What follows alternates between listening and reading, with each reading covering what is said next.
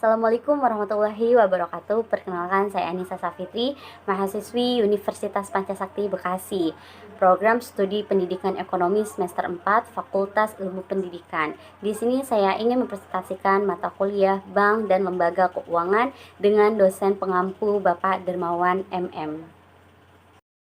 Bank Indonesia merupakan lembaga yang memiliki peran penting dalam perekonomian, terutama di bidang moneter, keuangan, dan perbankan.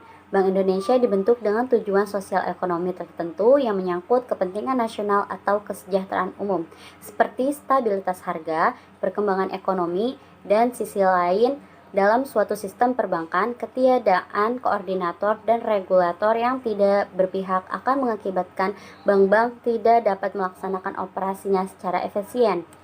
Peran Bank Indonesia akan tercermin dari tugas utama yang diembannya, yaitu menetapkan dan melaksanakan kebijakan moneter, mengatur dan mengawasi bank, serta menjaga kelancaran sistem pembayaran.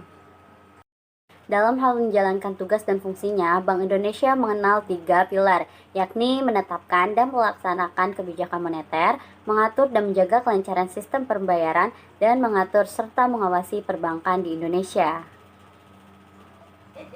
Yang pertama, menetapkan dan melaksanakan kebijakan moneter. Kebijakan moneter yang ditetapkan dan dilaksanakan Bank Indonesia meliputi kebijakan terkait suku bunga bank dan surat-surat berharga, di mana semuanya dirancang untuk mengendalikan persoalan inflasi dan atau deflasi yang mungkin melilit negara Indonesia. Yang kedua, mengatur dan menjaga kelancaran sistem pembayaran. Semakin bertambahnya tahun, semakin banyak sistem pembayaran yang masuk dan diterima oleh negara Indonesia. Sistem pembayaran yang semakin banyak variasinya ini memerlukan pengaturan yang baik sehingga urusan pembayaran dapat menjadi mulus, dan disinilah peran atau tugas dari Bank Indonesia.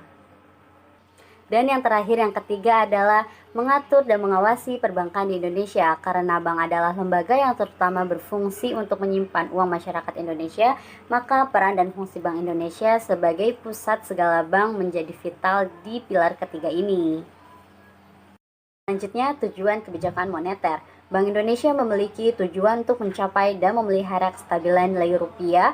Tujuan ini sebagaimana tercantum dalam UU Nomor 23 Tahun 1999 tentang Bank Indonesia, yang sebagaimana diubah melalui UU Nomor 3 Tahun 2004 dan UU Nomor 6 Tahun 2009 pada pasal 7. Kestabilan rupiah yang dimaksud mempunyai 2 dimensi. Dimensi pertama, kestabilan nilai rupiah adalah kestabilan terhadap harga-harga barang dan jasa yang tercermin dari perkembangan laju inflasi. Sementara itu, dimensi kedua terkait dengan kestabilan nilai tukar rupiah terhadap mata uang negara lain.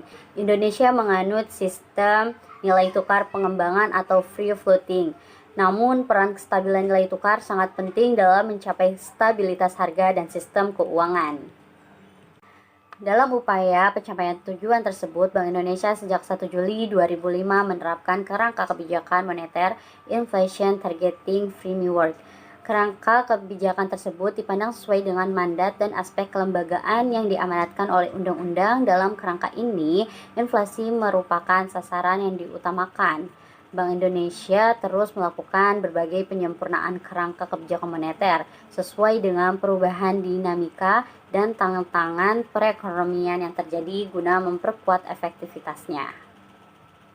Selanjutnya, fungsi pokok dari sistem moneter itu. Yang pertama, melaksanakan atau menyelenggarakan mekanisme lalu lintas, pembayaran dan efisien dengan biaya dan hambatan seminimal mungkin. Hal ini bertujuan agar dapat mendorong kelancaran dari kegiatan transaksi dalam perekonomian. Yang kedua, menjadi perantara atau penghubung atau intermediari antara penyimpanan atau penabung sebagai pemakai dana.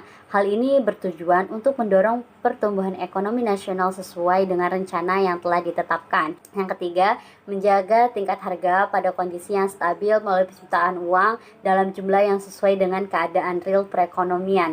Hal ini bertujuan agar dapat menekankan tingkat inflasi maupun tingkat pengangguran pada level yang dapat mendorong terjadinya pertumbuhan ekonomi. Fungsi-fungsi tersebut merupakan satu kesatuan, artinya fungsi tersebut pada prinsipnya dapat dibedakan, namun tidak dapat dipisahkan satu sama lain karena yang satu tidak dapat dilaksanakan tanpa dibantu yang lain. Di samping itu, otoritas moneter melakukan fungsi pengeluaran uang kertas dan logam, menciptakan uang premier, mengawasi sistem moneter, dan mengelola cadangan devisa.